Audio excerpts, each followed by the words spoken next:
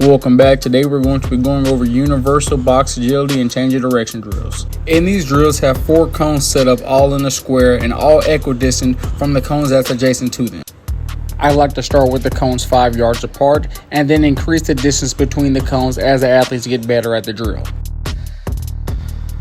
First drill up is sprint, shuffle, backpedal, shuffle.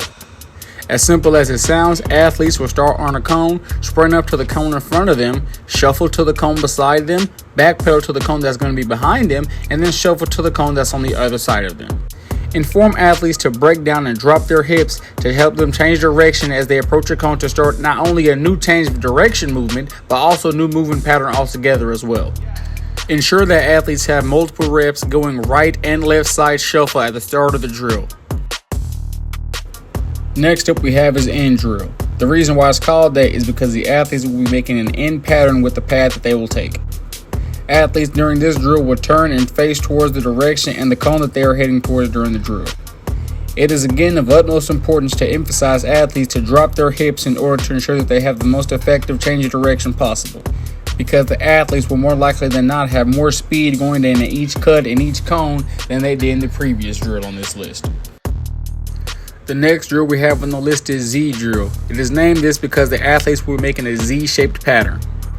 The athletes can either start the movement with a lateral run or a lateral shuffle to the first cone. Make sure that athletes' shoulders stay square and parallel to the start line during their first initial lateral movement. Once the athletes get to the first cone after their lateral movement, the athletes are then going to diagonally run into the next cone with their torso still staying square to the start line. After athletes get to their cone after the diagonal run, they're going to repeat the exact same movement that they did to start the drill, but this time it is going to be in the opposite direction to the nearest cone. Make sure the athletes get reps starting with the right and left side lateral movement for a balance of movement mastery. Last drill we have on this list is U drill, because you guessed it, the athletes are going to be making a U-shaped pattern with the movement that they have.